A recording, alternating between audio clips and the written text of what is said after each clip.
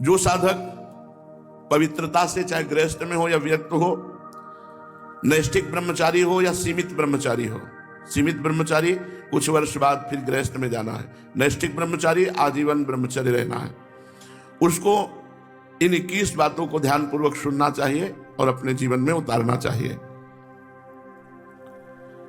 पहली बात यह समझ लो कि वीर्य, प्राण और मन तीनों का एक तारतम्य है। ये परस्पर इनका घनिष्ठ संबंध है। इनमें से एक भी बिगड़ा तो तीनों बिगड़ जाएंगे। वीर्य बिगड़ा तो प्राण शक्ति कमजोर हो जाएगी, मन चंचल, अशांत, मलिन, पापमय हो जाएगा। मन बिगड़ा तो आपके प्राण कमजोर हो जाएंगे, वीर्य स्तंभित करने की शक्ति नष्ट हो जाएगी, वीर्य रोकने की शक्ति नष्ट हो जाएगी। प्राण स्थूल हुए तो मन चंचल हो गया, वीर्य नष्ट। तीनों का घनिष्ठ संबंध है। इसलिए एक को दृढ़ कर लो, किसी एक को, तो आपका सब संभलना शुरू हो जाएगा। मन को श्री जी के नाम में लगा दो, या प्राणवायु का संशोधन नाम जप करते हुए करो, या ब्रह्मचर्य पर दृष्टि डाल दो। एक ठीक हो जाएगा तो तीनों ठीक हो जाएंगे। मन शांत हो जाएगा, प्राण सूक्ष्म हो जाएंगे, यदि ब्रह्मचर्य ठीक है तो। पहले ब्रह्मचारी को कब्ज से बचना चाहिए। बहुत सहज सरल उपाय है कब्ज नष्ट होने का, इसका हमने वर्षों प्रयोग किया है। वो छोटी हर पीस लीजिए, मिक्सी में पीस लीजिए या सलबट्टा से पीस लीजिए, सहज पीस जाती है। उसको एक डिब्बे में रख लीजिए और ईसबगोल की भूसी, एक कटोरी में 2 चम्मच ईसबगोल की भूसी डालिए और 1 चम्मच या 1.5 चम्मच छोटी हर डालिए। दोनों को मिला दीजिए और पाउडर ऐसे थोड़ा मुंह में डालिए और दूध से ऐसे ऐसे करके फिर लीजिए, फिर डाल लीजिए। 2 बार में, 3 बार में, 1 बार में, जितने में आप आ जाए। और 250 ग्राम दूध, ज्यादा दूध नहीं, 250-300 ग्राम दूध ले लीजिए और इसको 1 हफ्ता लेते रहिए। अपने आप आंतों को सही करके कब्जियत नहीं होने पाएगी। मल अवरुद्ध होना ही ब्रह्मचर्य के स्तंभित करने में बहुत परेशानी हो जाएगी, क्योंकि वो गर्म और बहुत विकारयुक्त होता है। जो कब्ज है कई रोग पैदा कर देती है। इसलिए ब्रह्मचारी को चाहिए कि प्रातः काल उठकर कम से कम 500 ग्राम पानी हल्का सा गर्म करके वज्रासन में बैठ करके धीरे धीरे 5-10 मिनट में पीना चाहिए। फिर 200-400 कदम टहल करके फिर शौच जाना चाहिए। आप देखना, आप कब्जियत की शिकायत खत्म हो जाएगी अगर आप ऐसे करेंगे। और भोजन दाहिने स्वर में पाने से कब्ज नहीं होती कभी। ये अभ्यास जीवन का रखा है। आज भी जैसे बायां चलता होता है तो लेट करके बाईं तरफ और यहाँ तकिया या कुछ लगा के जो ऐसे करो तो दाहिना चालू हो जाता है। हमारी तो किडनी खराब, इसलिए समय लगता है 5 मिनट या 10 मिनट, नहीं तो 1 मिनट में बदल जाएगा स्वर। दूसरा, मैदा और पकवान और चाय, ये कब्ज बनाने वाली चीजें ब्रह्मचारी को नहीं लेनी चाहिए। जब तक 50 की आयु ना हो जाए तो चाय पीना ही नहीं चाहिए। चाय की जरूरत ही नहीं है। 50 के बाद ठीक है, 50 वर्ष की आयु हो गई, अब उसके बाद थोड़ा शरीर गर्म करने के लिए लेने लगी, कोई बात नहीं। लेकिन जवान साधक को चाय आदि की जरूरत नहीं है। बेमतलब में कुछ साधक काफी, और ये सब चीजें उनकी हैं जो बहुत ऑफिस में काम कर रहे हैं, जग रहे हैं, थोड़ी चाय ले ली, फिर गर्म हो गए, फिर सेवा में लग गए। साधक को नहीं लेना चाहिए। ब्रह्मचारी को चाय, कॉफी, ये चीजें, कोई भी व्यसन नहीं लेना चाहिए। तीसरा, अत्यंत आवश्यक हो तो किसी को छुओ, नहीं छुओ मत। रोगी को छूने के लिए कोई परहेज नहीं है। मान लो कोई रोगी है, आप सेवा में लगे हो तो उस समय कोई परहेज नहीं, पूरे बिल्कुल प्यार से उसकी सेवा करो, कहीं कोई तुम्हारा नुकसान नहीं होगा, क्योंकि भगवत भाव से सेवा कर रहे हो। और बड़े बूढ़े व्यक्तियों की सेवा, उनकी सेवा में परहेज मत करो। गुरुदेव की सेवा, अन्यथा किसी को छुओ मत, दूरी बना के। तुम्हें कोई छू ले, बड़े कोई परेशानी नहीं होगी, लेकिन आपने किसी को छुआ तो परेशानी हो जाएगी। इसीलिए बच के भगवत मार्ग में चलना है, बच के। अब वो कैसी पवित्रता से है, कैसे विचार वाला है, कैसे आचरण करता है, उसके सारे परमाणु शरीर में, आप टच करेंगे वो परमाणु आप में आ जाएंगे, बच के। चौथा, किसी से अश्लील बातें मत करो। ब्रह्मचर्य रहना है तो गंदी बातें, भोग संबंधी बातें, अश्लील बातें ना करें। पांचवा, बाल काढ़ना, काला लगाने लेना बालों में, मांग का, ये सब बिल्कुल नहीं। कपड़े, इसी पांचवें में बाल, कपड़े, श्रृंगार, शौक, शौकीनी, ये सब ना करे, क्योंकि ऐसा करने से शरीर, मन, बुद्धि ये तीनों रजोगुण से युक्त हो जाते हैं और साधक का पतन होने लगता है। जब हम भगवत मार्ग में चले तो शरीर राग ही त्यागने के लिए चले, तो श्रृंगार का है कौन? किस बात, किसको अंगूठी दिखाना है?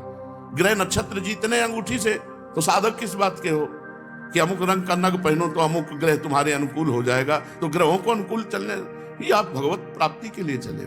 बहुत सावधान, ये सब श्रृंगार साधक को नहीं करने चाहिए। एक साधक को देखा और स्वर्ण के आभूषण का, किस लिए भाई? बोले निषेध है क्या? बिल्कुल निषेध है। रज के पात्र में पाने का आदेश है, धातु के किसी भी तरह के व्यवहार को मना किया गया है।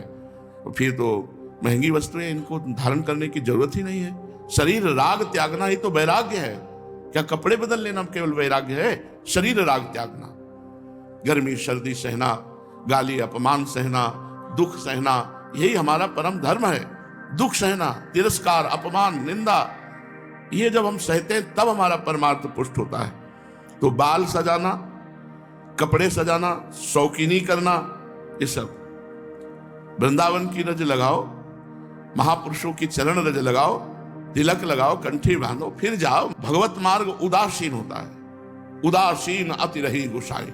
देखो कितने उदासीन है परमहंस सुखदेव जी, कि वस्त्र भी धारण नहीं किए। 16 वर्ष की अवस्था, आत्मलाभ से परिपूर्ण, निरंतर भगवत चिंतन परायण, तो वस्त्र सात्विक धारण करे, सात्विक वैष्णव पद्धति से वस्त्र धारण करे, वैष्णव पद्धति से श्रृंगार करे। तिलक लगा लिया, भगवत प्रसादी चंदन लगा लिया, भगवत प्रसादी माला धारण कर ली और जाकर भगवत चर्चा की। छठवां, वही वस्तु पाओ जिसमें तुम्हें ज्यादा स्वाद न मिले और तुम्हारा स्वास्थ्य ठीक रहे, तुम्हारा शरीर बलयुक्त हो, सात्विक भोजन हो और स्वाद रहित भोजन हो। पूज्य पंडित मास्टर बाबा, पूज्य पंडित दया प्रसाद जी के शिष्य जो पंडित मास्टर बाबा थे, उनके यहाँ साधकों की हलवा में चीनी नहीं होती थी और सब्जी कढ़ी में नमक नहीं होती थी।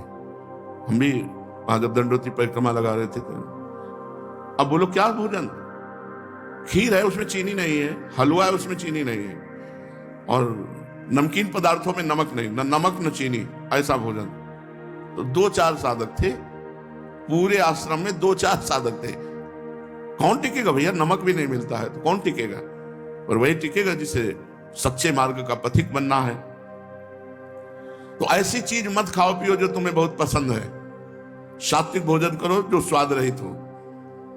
7वां, इत्र, फुलेल, सुगंधित द्रव्यों का लेपन बिल्कुल निषेध है ब्रह्मचारी के लिए। सुगंधित द्रव्य लगाना, इत्र फुलेल लगाना, ये बिल्कुल निषेध है, नहीं लगाना चाहिए। 8वां, प्रतिदिन नियमानुसार व्यायाम करें। व्यायाम बहुत बार साधकों से कहते करो। देखो एक मोटरसाइकिल भी सुबह जब स्टार्ट की जाती है, बहुत जोर से स्टार्ट की जाती है, खड़े खड़े उसको बहुत, वो एकदम गर्म हो गई, चल दी। तो ऐसे बहुत जोर से आधा घंटा स्टार्ट हो, दंड बैठक मारी, पसीना पसीना हो गए, सर के बल खड़े हुए, और भी आसन, प्राणायाम, व्यायाम, अगर ये करोगे व्यायाम तो ब्रह्मचर्य बहुत पुष्ट है। जवान को जवान 100-500 दंड मारी, 100-500 बैठक मारी, तब समझ में आता है हाँ ब्रह्मचारी, समझ में आवे कि ब्रह्मचारी है। व्यायाम करो, प्राणायाम करो, करो, मानो हमारी बात। हर साधक को, चाहे गृहस्थ साधक को, चाहे विरक्त, व्यायाम तो करना ही चाहिए। बहुत बड़ी औषधि व्यायाम है। प्रतिदिन नियमानुसार व्यायाम करो और भोजन उतना पाओ जितना आराम से पच जाए। 9वां, अच्छी तरह चबा चबा करके भोजन करो। कोई कोई तो ऐसे भोजन करते हैं, कवल गया वो अंदर गया। भगवान अंदर कोई मशीन कटिया काटने की थोड़ी लगी है। आते हैं 32 दांत भगवान ने इसलिए दिए कि 32 बार एक कवल को चबाओ, एकदम महीन लुब्धी करके। 2 रोटी भी अगर ऐसे पाओगे तो बहुत बड़ा असर करेंगे, वो आपका पौष्टिकता बढ़ाएंगे। अरे जल्दी जल्दी जल्दी जल्दी, शास्त्र कहता है थोड़ा आहार करो लेकिन खूब चबा चबा करके आहार करो। और दांत सफाई रखनी चाहिए। पाचन शक्ति पर बहुत प्रभाव पड़ता है जब आप चबा के नहीं पाते हैं। कुछ दिन बाद आपका लीवर गड़बड़ हो जाएगा। आप चबा चबा के पाइए, थोड़ा पाइए, अधिक समय लगाइए। 40 मिनट में पाइए, 1 घंटे में पाइए, लेकिन चबा चबा करके पाइए। अगर हमारा भोजन चबा के जाएगा तो बहुत जल्दी पच जाएगा और वो स्वास्थ्यवर्धक होगा। थोड़ा अन्न भी बहुत शक्ति प्रदान करेगा। 10वां, 3 बार स्नान करना चाहिए ब्रह्मचारी साधक को। 3 बार ना हो सके तो 2 बार तो करना ही चाहिए। मुझे लगता है 2 बार तो प्रायः सब लोग करते हैं, क्योंकि प्रातः स्नान और सायं के जब वाणी पाठ में आते हैं तो सब स्नान तिलक करके आते हैं। 11वां, अपने विचारों को रात्रि के सोते समय जांच कीजिए कि कितने मिनट गंदे विचार आए, किसके संग से आए, क्यों आए, कैसे हटाना चाहिए। 12वां, जहां रह रहे हो ऐसे स्थान पे होना चाहिए जिससे आपको शुद्ध वायु मिलती रहे। एकदम लॉक आसपास से बंद ऐसा नहीं, ऐसा होना चाहिए जिससे वायु क्रॉस होती हो। और वायु क्या है उसको कहते हैं अंग्रेजी में, हाँ जो है, हाँ वही लेसन वो हवा क्रॉस होती है, वेंटिलेशन, हाँ हवा क्रॉस होती हो, ऐसा रखना चाहिए अपने कमरे का कि एक दरवाजा खोल दिया, खिड़की खोल दिया, थोड़ा वायु शुद्ध आती रहे। 13वां, प्याज, लहसुन ये चीजें भोजन में नहीं होनी चाहिए। अब इसके आगे वाली तो क्या वर्णन करें, मांस मछली, ये तो कभी नहीं खाना चाहिए, खाना ही नहीं चाहिए किसी को भी। प्याज लहसुन घोर तमोगुण पैदा करता है, इसे नहीं खाना चाहिए, ये संतों ने वर्जित किया है। इसमें कोई पाप नहीं है खाने में, पर ये तमोगुण है और भजन में बहुत विरोधी है, इसलिए इसे नहीं पाया जाता। जैसे कुछ संत सलगम नहीं पाते, गाजर नहीं पाते, बैंगन नहीं पाते, क्योंकि इनमें तमोगुण उत्पन्न होकर के भजन विरोधी वृत्ति आने की संभावना है। प्याज लहसुन तो खुला सब संतों ने निषेध किया है, जो हमारे भागवतिक मार्ग में चलने वाले हैं। रात को रसेदार शाक या दही या छाछ नहीं खाना चाहिए रात के समय। ब्रह्मचर्य पालन करने वाले को इमली नहीं खानी चाहिए, किसी भी तरह की खटाई नहीं खानी चाहिए, अधिक तेल का प्रयोग नहीं होना चाहिए, लाल मिर्च नहीं होनी चाहिए, कोई भी गरम मसाला नहीं होना चाहिए। अरे बहुत बड़ा व्रत है ब्रह्मचर्य। ये अत्यंत आवश्यक है कि रात्रि में यदि आप दूध लें तो ना ठंडा होना चाहिए ना गर्म होना चाहिए, बस ऐसे कोश आया होगा, हल्का सा गर्म कर, और उसे पी के 30 मिनट टहलना चाहिए, तब शयन करना चाहिए। दूध पी के 30 मिनट टहलना चाहिए। 14वां, दोपहर के समय भोजन के बाद चाहे 15 मिनट ही विश्राम करना चाहिए। वैसे वर्णन है 16 दाई करवट, 32 श्वास सीधे और 64 बाई करवट, इतने में 15 मिनट हो जाएंगे, या कम में भी हो सकता है। कम से कम भोजन के बाद 15 मिनट तो विश्राम करना ही चाहिए मध्याह्न में। यदि रात्रि में आप जगते हैं तो मध्याह्न में सो सकते हैं। सायंकाल के भोजन में बहुत सात्विकता होनी चाहिए, कोई भी गरिष्ठ पदार्थ नहीं होना चाहिए। सायंकाल तो बस मूंग की दाल और रोटी, 2 रोटी ले ली, मूंग की दाल ले ली, बस। अब शयन के समय 250 ग्राम आधा लीटर दूध हो गया, बहुत हो गया। अब देखो इतना सब खान पान है और ना तो शरीर में मांस है और ना चेहरे पे तेज है, तो खान पान का मतलब क्या, बहुत ज्यादा बोझा डाला जा रहा है। थोड़ा खाओ अभी तेज जागृत होगा। 15वां, दिन में नहीं सोना चाहिए।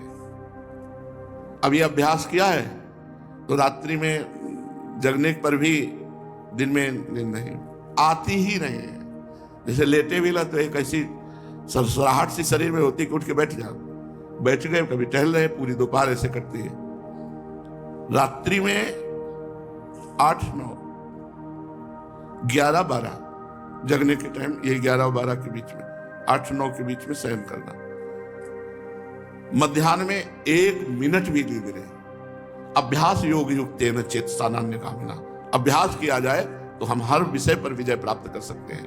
तो रात्रि में जो बहुत जगते हैं, मान लो सेवाएं हैं, पूरा का पूरा श्री जी का श्रृंगार करते हैं बच्चे, जो साधक संतजन, उनके लिए है कि आप 3 घंटे सो सकते हैं। रात्रि में बिल्कुल शयन नहीं हुआ तो दिन में आप आराम कर सकते हैं, सो सकते हैं। और जिनको रात्रि में 4 घंटे सोने को मिला, 5 घंटे, वो 15 मिनट विश्राम करके बस बैठ जाओ, इतना भोजन पाओ, 15 मिनट विश्राम किया, 16 श्वासें दाहिनी करवट, 32 श्वासें शवासन में सीधे और 64 श्वासें बाएं करवट में, इतने में आपका शास्त्रीय सिद्धांत से विश्राम मध्याह्न का हो जाएगा। दिन में कभी सोना नहीं चाहिए। यदि रात में आप जगे हैं तो फिर दिन में सो सकते हैं। 16वां, भोजन के पहले लघु शंका कीजिए, अच्छे से हाथ धोइए, पैर धोइए, हाथ धोइए, कुल्ला कीजिए, तब भोजन पाने जाइए। भोजन के तुरंत बाद लघु शंका कीजिए। इससे आपके शरीर में कभी गर्मी नहीं चढ़ेगी, पित्त नहीं बढ़ेगा, कब्ज नहीं बनेगी। और शयन करने के पहले लघु शंका करके फिर आप जाइए। जनेंद्रिय को शीतल जल से प्रक्षालित कीजिए। 17वां, 64 श्वासें बाएं करवट के बाद अगर आपको रात्रि में सोना है तो फिर दाएं करवट में तुरंत हो जाइए। बायां स्वर शीतल नाड़ी चलेगी, चंद्र नाड़ी। इससे आपको स्वप्न दोष नहीं होगा। आप देख लीजिए ऐसा करके। 16 श्वासें दाएं करवट, 32 शवासन, 64 बाएं। और अब सोना है आपको तो तुरंत फिर दाएं करवट हो जाइए और दाएं करवट सोने का अभ्यास कीजिए। जो 18वां, रात्रि में पहली नींद के बाद जहां नींद खुल जाए दोबारा मत सोइए, बैठ जाइए आसन पर और जप कीजिए, भजन का अभ्यास कीजिए। ये जीवन भर रही है वाणी हमारे साथ। तो यही अभ्यास पूज्य पादुरिया बाबा की आज्ञा से, यही अभ्यास आज भी यही अभ्यास भगवत कृपा से है। तो इसीलिए 11 से 12 का जितने में नींद खुली, बस जहां घड़ी पे दृष्टि पड़ी 11 के ऊपर, तो बस फिर बैठ गए। बराबर तो बैठ नहीं सकते घंटा 2 घंटा, तो फिर थोड़ा 4 कदम टहले, फिर बैठ गए। ये लड़ाई है, लड़ाई है। नींद से लड़ना, भोजन से लड़ना, काम क्रोध से लड़ना, भगवान के लिए हम इन सब सुखों का त्याग करते हैं जो लौकिक सुख है। रात्रि में निद्रा भंग हो जाने पर साधक को पुनः नहीं सोना चाहिए, नहीं तो स्वप्न दोष होने की संभावना है। यदि उठने के समय से 1 घंटा पहले नींद खुल जाए तो फिर मत सो, अभ्यास करो ऐसा। साधक को चाहिए समाचार ना सुने, टीवी ना देखे, कोई सीरियल ना देखे, अश्लील पुस्तकें ना पढ़े। ये नहीं करना चाहिए, साधक को नहीं करना चाहिए। हमें सब कुछ भूलकर अपने प्रभु की याद में डूबना, चाहे गृहस्थ हो चाहे विरक्त हो। 20, किसी भी तरह का मनोरंजन न करें। कई प्रकार के सांसारिक खेल हैं, उन मनोरंजन न करें। मनोरंजन करने से सांसारिकता बढ़ती है, भजन की गंभीरता नष्ट हो जाती है। यदि आपको समय ऐसा है कि हमारे पास समय है 1 घंटा हम समय, तो आप कोई फुलवाड़ी लगा लीजिए, अगर जगह है उसको सींचिए। आप श्री जी के लिए जो वाटिका है उसकी सेवा कीजिए, सोनी लगा दीजिए, पोछा लगा दीजिए, दीवालों को साफ, मतलब किसी क्रिया में लग जाइए, मनोरंजन मत कीजिए। 21वां, किसी की निंदा मत कीजिए, किसी की समीक्षा मत कीजिए ब्रह्मचारी है कि नहीं। और किसी भी सांसारिक उत्सव में सम्मिलित नहीं होना चाहिए। श्राद्ध है, पितृ तर्पण है, ब्याह है, पार्टी है, किसी भी तरह के इसमें नहीं सम्मिलित नहीं होना चाहिए। हमें सम्मिलित होना है भगवत भक्तों की, जहां लीला कथा हो रही भगवान की, उस सभा में। हमें सांसारिक संबंधों की सभाओं में नहीं। लो बाबा निमंत्रण है, आप आ जाइए ब्याह में। किसी के भी ब्याह में सम्मिलित होना, पार्टी में सम्मिलित होना, मुंडन के उत्सव में सम्मिलित होना, पितृ तर्पण आदि के, श्राद्ध आदि के, किसी में भी नहीं। किसी भी ऐसे उत्सवों में सम्मिलित नहीं होना जिनका संबंध संसारिक क्रियाओं से है। ब्रह्मचारी उपासक को चाहिए कि बस केवल भगवत भक्तों की जहां मंडली है, भगवत चर्चा है, रसिक मंडली में या तनकोनी के ढंग लगाओ, क्योंकि वहां आपकी वासनाएं नष्ट होंगी और भगवत आराधना होगी। पार्टियों में जाओगे, लोग ऐसे वैसे, रजोगुणी कपड़े, रजोगुणी भोजन, तुम्हारा बुद्धि चलायमान हो जाएगी। क्या हुआ? रसेंद्री का ही तो स्वाद है। अरे मारो घाटी नीचे माटी, बस ऐसे 2 अंगुल जीभ का स्वाद है, यहां से गया खत्म, नर्क। तुरंत उल्टी करो तो गंदा, और 6 घंटे रुक जाए तो गंदा ही गंदा। काहे को अपनी इंद्रियों को